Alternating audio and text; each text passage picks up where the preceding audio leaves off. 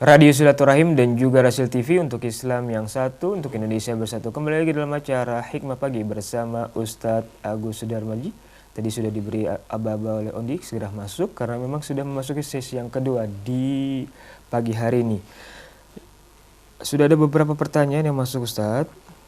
Yang pertama datangnya dari Ibu Emilda. Assalamualaikum warahmatullahi wabarakatuh, Ustadz. Waalaikumsalam warahmatullahi wabarakatuh. Bagaimana masyarakat biasa, apa yang bisa kita lakukan untuk menyatukan sesama umat agar tidak mudah terpecah belah oleh umat yang lain? Mohon penjelasannya, Ustaz. Bismillahirrahmanirrahim. Allahumma sholli ala Muhammad wa ala ali Muhammad. Ibu Emilda, terima kasih pertanyaannya yang Masya Allah, kalau kita lakukan apa yang menjadi jawabannya, insya Allah kita akan terhindar dari perpecahan, ya. Jadi Ibu, kita tidak harus menunggu menjadi para pejabat, pengambil keputusan. Tetapi kita bisa mulai dari sekarang, dari kita sendiri, dari keluarga kita, orang biasa, bahkan mungkin wong cilik, ya. Asal jangan wong deso, ya. Sekarang lagi viral nih, wong deso ini agak sensitif kita nyebutnya, ya. Nah, ini juga agak kita menghindarilah menyebut orang itu wong deso itu, Masya Allah, ya. Jadi Ibu Emilda, yang kita lakukan adalah tadi kita membangun kesadaran dulu bahwasanya Islam itu mengajarkan kita kebaikan dalam segala hal, rahmatan lil alamin.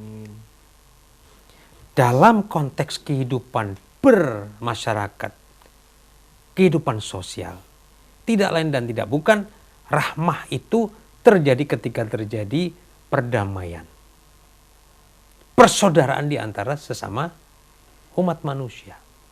Apalagi sesama Islam, sesama Muslim, wajib itu kita bersaudara. Yang pertama, Bu, jadi bangun kesadaran itu dulu bahwa Islam ini urusan yang penting dalam Islam, ya. Membangun persaudaraan itu adalah ibadah karena ibadah yang paling penting, ya. Sebutkan ada satu ketika Rasulullah SAW duduk-duduk bersama para sahabat. Beliau bersabda, sebentar lagi akan masuk ahli surga. Nah, orang yang disebut ahli surga itu masuk. Dikiranya di antara para sahabat-sahabat yang terkenal lah di kitab-kitab tarikh, ya. Ternyata orang biasa, bajunya sangat sederhana. Dia pun melakukan sholat yang ringan, ya, sholat 2 rakaat. Ya. Besok lagi Nabi berkata begitu sampai 3 kali. Abdullah bin Umar, Ibnu Umar ini penasaran, kenapa orang ini kok disebut ahli surga oleh Nabi? Ya, maka dia bilang, saudaraku, boleh nggak aku nginap di rumah kamu, ya? Karena aku lagi punya masalah sama ayahku, sama Umar, kan. Nah, sehingga aku nggak tidur ke rumah deh, aku pengen menyepi dulu, boleh nggak? Maafkan, ya Ibnu Umar, rumahku tuh kecil, rumahku tuh sangat sederhana, gimana? Nggak apa-apa, yang penting aku bisa tidur lah, entah ngemper di bawah, nggak apa, ngampar di bawah, ya. Boleh deh, iya, dipaksa-paksa gitu, desak-desak, akhirnya boleh, kan. Nah, malam pertama Ibnu Umar berusaha nggak tidur tuh, dia cuma memicingkan mata, dia awasi, ini saudara saya nih keluar nggak dari kamarnya, ya. Apa dia keluar, ya, untuk sholat malam atau apa? Enggak rupanya, ya. Cuma bangun sebentar, kemudian dia memuji-muji Allah, tidur lagi, ya. Dan menjelang subuh baru bangun, kemudian bersiap-siap. 3 hari si Umar tidur situ. Kemudian dia tanya nih, ya saudaraku, aku tidak melihat kamu beribadah dengan spesial. Ibadahmu kelihatan biasa aja, baik di masjid maupun di rumah. Apa yang sebenarnya kamu lakukan sehingga kamu, kata Nabi, kamu itu ahli surga? Oh, dia nangis. Orang itu nangis disebut ahli surga sama Nabi, ya. Dia bilang, ya Ibnu Umar, aku cuma satu hal. Aku jaga hatiku ini jangan sampai aku berselisih dengan sesama muslim. Tuh. Nah. Kalau sekalian betapa banyak orang yang katanya sudah haji. Yang kalau kemana-mana itu bawa tasbih, ya toh. Tetapi masih terdengar keluh kesah dari orang sekitarnya. Orang ini bakhil, ya, pelit. Ya, kalau ada kegiatan di kampung, dia paling belakang yang nyumbang, bahkan sumbangannya kecil. Jadi buah bibir yang buruk, ya toh. Nah, ada nggak gitu? Ada. Nah, jadi Bunda Imelda yang kita lakukan adalah pertama tadi kita hadirkan Allah dan Rasulnya sebagai satu-satunya sebab utama kita ya untuk membangun persaudaraan. Yang kedua, kita mulai ya menghadirkan rasa cinta kepada saudara sama muslim. Yang ketiga Bunda, kita doakan nih ya, minimal sekali semalam kita doakan untuk orang-orang banyak ya. Orang-orang Islam. Rabbana ighfir lana. Allahumma ighfir lil mu'minina wal mu'minat. Ya toh? Wal muslimina wal muslimat. Ya Allah, ampunkanlah dosa orang-orang yang beriman, muslimin, yang laki-laki dan perempuan. Juga orang-orang muslim laki-laki dan muslim perempuan, ya Allah. Semuanya. Nah itu. Kita doakan. Mendoakan ini bagian menjaga kolbu kita supaya lebih lembut kepada sesama muslim ya. Dan yang ketiga actionnya adalah kalau ketemu muslim mohon maaf, mulailah dengan wajah yang senang. Wajah yang senang. Apa salahnya kita sesama muslim ya, apalagi sama jilbaber, sama kopiaher itu, pecier itu, yang pakai peci kan. Kita saling menebar salam, menebar senyum lah. Nggak, kalau salam mungkin kejauhan ya. Nah, kita senyum. Nah, itu sudah subhanallah. Ya. Bukan membuang muka. Nah, ini yang terjadi. Karena bukan satu pengajian, bukan satu kelompok. Udahlah, nggak usah. Nggak peduli gue lah. Ini salah. Jadi actionnya, realnya seperti itu Bu. Nyatanya Bu Imelda ya. Saling membagi salam, sapa ya, kecuali dengan lawan jenis Bu, jangan ya. Ini nanti urusannya berbeda soalnya kalau menebar senyum ya. Ya Mas Ondi aja kalau ditebari senyum gawat itu ya. Jadi apa kita sesama akhwat ya, sama ikhwan ya, Masya Allah, jaga supaya kita kelihatan bersahabat bersaudara ya. Kemudian tidak menolak untuk menjawab salam ya, ini ya. Dan yang penting sekali adalah menjaga tidak menyakiti orang lain. Khawatir kita menyakiti dia, sepatu kita menginjak sandal dia ya. Kita meloncati, ini dilarang oleh Nabi SAW. Kalau Jumatan ini kita meloncati pundak saudara-saudara kita, ini memang nggak sopan itu. Nggak boleh, itu dilarang oleh Nabi SAW. Karena kita ngejar nih ada satu tempat tuh di depan ya. Masih kosong ya. Kita meloncati bau saudara-saudara kita yang lagi duduk sop demi sop, ini nggak boleh. Ya, sabar aja. Memang jatahmu datang terlambat kok mau. Ya. Jadi sop pertama itu bagi orang datang awal, bukan datang belakangan. Kelihatan ada satu yang kosong, diburu, loncati saudara-saudaranya yang sedang duduk di depannya. Ini nggak boleh. Ya, jadi Bu Imelda itulah banyak hal yang kita lakukan ya. Yang penting jagalah hati untuk selalu sayang kepada sesama muslim. Wallahu a'lam bishawab. Baik, terima kasih Ustadz. Dan selanjutnya pertanyaan datangnya dari hamba Allah. Assalamualaikum warahmatullahi wabarakatuh. Waalaikumsalam warahmatullahi wabarakatuh. Terkait dengan pembahasan kita di pagi hari ini, saya ingin tanyakan langkah-langkah apa saja Ustadz agar terjadi ukhuwah antar pelajar, antar sekolah, agar tidak terjadi tawuran dan juga premanisme seperti geng motor. Dari siapa nih? Dari hamba Allah Ustadz.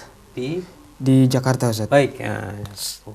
Bismillahirrahmanirrahim. Allahumma sholli ala Muhammad wa ala ali Muhammad. Terima kasih pertanyaan yang bagus. Mungkin ini guru ya, saudara kita nih, karena lebih kepada konteks pendidikan. Betul. Kita mulai mencoba untuk memperbaiki keadaan. Sedih dengernya anak-anak kita masih tawuran, gitu. tawuran ya. Yang kita lakukan itu adalah lakukan pendidikan agama. Intinya adalah tauhid dan akhlak, akidah dan akhlak. Akhlaknya termasuk dalam hal bermuamalah. Pergaulan antar sesama muslim terutama. Jadi yang kita lakukan adalah ajarkan agama pada anak-anak kita. Kesantunannya, kecintaan pada Allah dan Rasulnya. Dan kecintaan kepada sesama muslim. Bahwa kalau kamu mencintai saudaramu sesama muslim, itu artinya kamu mencintai Allah dan Rasulnya. Jadi kalau kita mau dekat kepada Allah adalah orang yang paling cinta sama sesama saudara muslim. Nah, itu yang pertama. Ya, yang kedua, berikan pembekalan kecakapan-kecakapan sosial. Termasuk kalau anak-anak mendengar kabar-kabar bohong, hoaks dan lain-lain tentang teman-temannya atau sekolah yang lain, dia harus tabayun, ya. Dan semuanya harus mendahulukan husnuzon sesama muslim. Ya, ada isu mungkin ya. Ada isu anak kelas 1, anak baru dipukulin sama anak STM sana. Waduh, ya. Padahal bukan karena dipukulin. Memang kelihatan dia babak belur masuk rumah sakit, ya, baru keluar dari rumah sakit dipapah sampai ke rumah. Waduh, dikubukin. Ternyata enggak, bukan itu karena dia kepleset. Ini setannya memang di sekitar kita banyak banget kan. Seneng kalau ngelihat Indonesia ini perang antar sekolah, tawur antar sekolah, perang antar kampung, antar suku lain-lain. Ini senang sekali musuh-musuh Islam, musuh-musuh Indonesia nih, ya. Jadi anak-anak kita kasih social skill yang makin mantap ya, kita mantapkan social skillnya, tabayun ya. Kemudian dia berhusnuzon selalu ya. Kemudian kalau ada konflik, mensolusikan konflik dengan cara yang damai, bukan justru dengan kekerasan dan lain ya. Ini insya Allah pada pertemuan berikutnya kita akan bahas bagaimana kita akan mengurai konflik berdasarkan prinsip-prinsip ukhuwah Islamnya, insya Allah. Baik, Demikian. terima kasih Ustadz. Dan saja pertanyaan datangnya dari Sukabumi nih Ustadz, dari Kang Tatang Ustadz. Ya. Assalamualaikum warahmatullahi wabarakatuh Ustadz. Waalaikumsalam warahmatullahi wabarakatuh. Saya ingin bertanya Ustadz, bagaimana langkah-langkahnya ketika memang terjadi kesenjangan sosial di antara keluarga, apalagi misalnya masih di daerah yang di perkampungan, antara yang kaya dengan yang miskin Ustadz. Contoh saja antara kakak dan adik. Nah, bagaimana menyikapinya Ustadz? Iya. Bismillahirrahmanirrahim. Allahumma sholli ala Muhammad wa ala ali Muhammad wa ba'du. Pak Tatang, terima kasih pertanyaannya. Dan ini biasa terjadi di antara kita ya, kakak beradik tidak sama kondisi ekonominya, sosial ekonominya, itu biasa. Ada kakak lebih baik kondisinya atau adiknya yang lebih baik, itu biasa. Kakaknya punya mobil 3, adiknya 1 motor aja masih kredit. Nah, ada gitu juga kan, dan lain-lainnya. Ini bagian yang kita temukan di tengah-tengah masyarakat kita. Nah, apa yang kita harus lakukan adalah pertama, jangan sampai ada iri hati, apalagi dengki di hati kita. Kalau melihat saudara kita dapat nikmat. Kalau saudara kita dapat nikmat, anugerah, rezeki, justru kita kembangkan husnuzon, prasangka baik dan ya rasa syukur yang alhamdulillah yang dapat rezeki saudaraku, sehingga dia tidak lagi minta-minta kepada yang lain kan gitu ya. Mudah-mudahan dia disejahterakan oleh Allah, anak-anaknya juga begitu semuanya. Jadi kita kembangkan husnuzon terus. Nah, gitu Pak Tatang ya. Kemudian tolong yang lebih beruntung secara ekonomi, yang lebih kaya dari saudara yang lain, jangan show off. Jangan pamer lah ya. Kalau arisan keluarga istrinya suruh pakai perhiasan lengkap dari cincin, kemudian gelang segala macam sampai ke perhiasan yang lain-lain, ini jangan menyolok seperti itu. Nah, maksud. Ya. Justru kembangkan kepedulian sosial kepada sesama keluarga. Karena itu yang diperintahkan oleh Nabi, diperintahkan Allah dan Nabinya. Nggak usah kita jauh-jauh lebih dulu, jauh-jauh untuk sodako, yang lain-lainnya. Sementara di dalam keluarga kita ada yang kekurangan. Dulu kan kerabat dekat, itu perintah Allah dan Rasulnya. Tolong dia punya anak-anak sekolah, ada anaknya nggak sekolah karena ayahnya malu untuk bicara sama saudaranya lebih kaya. Kan itu terjadi. Dan ini terjadi.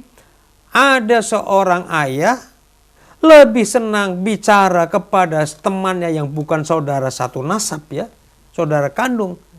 Karena sama-sama saudara kandung itu nggak enak ngobrolnya, sungkan, pekewo dan lain-lain. Sesama kepada yang lain justru lebih terbuka. Ini terjadi, padahal dia memerlukan. Ada nggak? Banyak. Maka tolong yang lebih beruntung secara ekonomi, yang lebih kaya, perhatikan saudara Anda. Bantulah. Sebelum membantu orang lain, bantulah. Ya, saudara Anda yang kurang beruntung secara ekonomi itu ya. Demikian Pak Tatang, jadi tadi pertama tauhid ya, kemudian rasa syukur, kemudian husnuzon, dan tidak menyolok lah kalau yang beruntung ya. Dan bagi yang tidak beruntung, selalu bersyukur pada Allah. Jadi jangan sampai terpikir minder ya. Minder nih, kakaknya karena cuma guru ya, cuma guru, kurang beruntung, adiknya pengusaha besar, sukses. Nggak pernah lagi ketemu ya. Ini Masya Allah, nggak boleh. Justru setan ini yang senang menggoda supaya apa? Kita terpisah. Makin jauh ya. Mudah-mudahan Allah menyatukan hati-hati kita. Amin. Dalam iman dan takwa kepadanya. Amin Allahumma. Baik, masih di Sukabumi Ustaz. Pertanyaan dari Pak Samsudin, usianya 68. Assalamualaikum warahmatullahi wabarakatuh Ustaz. Waalaikumsalam warahmatullahi wabarakatuh. Saya mau bertanya, imam di Indonesia ini siapa ya? Sebab sesama muslim ini masih saling menjatuhkan. Seandainya imamnya satu tidak terjadi atau tidak naik, yang satu dijatuhkan. Dan juga terkait dengan, saya melihat ini listrik Ustaz. Kemarin naik, turunnya sedikit, lalu naik lagi Ustaz. Lalu bagaimana yang terjadi ukhuwah yang terbaik nih antara umat atau rakyat dengan pemerintah? Luar biasa. Bismillahirrahmanirrahim. Allahumma sholli ala Muhammad wa ala ali Muhammad wa ba'du. Terima kasih Pak Samsudin. Mudah-mudahan sedulur-sedulur kita di Sukabumi selalu dalam lindungan Allah ya. Amin. Mendapat limpahan rahmat dan barokahnya. Amin. Amin. Saya bahas yang kedua dulu. Kalau semua muslim ya menghayati perintah Allah dan Nabi-Nya tentang hal ukhuwah, persaudaraan, dan dilarang kita itu menyusahkan saudara kita, maka saya yakin para pengambil keputusan yang mereka itu muslim juga, yang berada di pemerintahan ataupun di perusahaan-perusahaan milik negara, BUMN, BUMD dan lain-lainnya, itu seharusnya berusaha keras tidak membuat kaum muslimin yang mayoritas Indonesia ini menjadi susah dan makin berat beban hidupnya ya. Akan bekerja keras gimana nih, mencari cara gimana supaya tarif listrik tidak naik ya, BBM tidak naik, gas juga tidak naik, semuanya terkendali. Bisa nggak? Bisa. Bisa. Mohon maaf, saya pernah bekerja di sebuah BUMN dan saya melihat bahwasanya manajemen di dalam sebuah BUMN itu sangat berpengaruh terhadap kinerja pelayanannya kepada publik. Ya. Gaya hidup orang-orang dalamnya, terutama para direksi dan para pejabat di dalamnya, itu pun sangat mempengaruhi. Kalau berpihak kepada rakyat, insya Allah ya, biaya operasional bisa ditekan ya. Ini semuanya karena komitmen di dalam ya. Jadi Pak Samsudin, saya yakin kalau para pengambil keputusan di pemerintahan sana ya, yang juga berkepentingan kepada hajat hidup orang banyak itu berpihak kepada rakyat ya, karena memahami ya prinsip-prinsip ukhuwah Islamiyah ini, insya Allah saya yakin tidak akan terjadi tarif macam-macam itu yang semakin membumbung tinggi ya. Sementara di negara lain pun listrik itu terjangkau dengan Naam. ya luar biasa ya. Ini tidak akan terjadi kalau di tempat yang memahami Islam dengan benar ya. Sekarang pertanyaan pertama. Memang betul ya, perintah Allah Subhanahu wa taala itu kaum muslimin harus hidup berjamaah. Tadi surah Al Imran 103, wa'tasimu bihablillahi jami'a wala tafarraqu. Berpegang teguhlah kalian kepada tali Allah, pada Islam itu secara berjamaah dan jangan berpecah belah. Nah, para ulama kemudian membahas ini, jamaah seperti apa? Nah, jamaah ternyata ditemukan dalam banyak dalil bahwasan jamaah itu harus dipimpin oleh seorang pemimpin. Di masa Rasulullah Sallallahu alaihi wasallam. yang memimpin umat saya itu adalah beliau sendiri. Kemudian sepeninggal beliau itu dilanjutkan oleh para khalifah. Maka pernah beliau bersabda, alaikum bisunnati wa sunnata khulafaur rasyidin al-mahdiyyin. Aku perintahkan pada kamu berpegang pada sunnahku dan sunnah para khalifah sepeninggalku yang lurus dan mendapat petunjuk ya. Dan dalam banyak dalil juga disebutkan bahwasanya ya, umat Islam memang harus mempunyai imam, ya, mempunyai imam. Ketika Huzaifah bin Yaman menyampaikan satu pertanyaan pada Nabi SAW, ya Rasulullah SAW, ini singkatnya, kami pernah berada bersama engkau dalam kebaikan, sebelumnya ada zaman kegelapan. Apakah setelah engkau ada zaman kegelapan? Nabi menjawab, na'am, betul. Dan apakah setelah kegelapan itu ada kebaikan? Betul, ada kebaikan lagi. Nah, tetapi kebaikan saat itu sedang bermasalah. Dengan apa? Dengan adanya dakhon, yaitu kabut. Nah, kabut ini yang menyulitkan kita untuk membedakan antara hak dan batil. Begitu banyak fitnah di zaman itu, di akhir zaman ini. Ya. Beliau perintahkan, apa yang engkau perintahkan kepada kami kalau kami mendapati zaman seperti itu? Nabi bersabda, talzamu jama'atul muslimin wa imamahum. Kamu datangi jamaahnya orang-orang yang muslim. Orang muslim yang berjamaah. Dan mereka sudah menyatukan dirinya di dalam satu jamaah.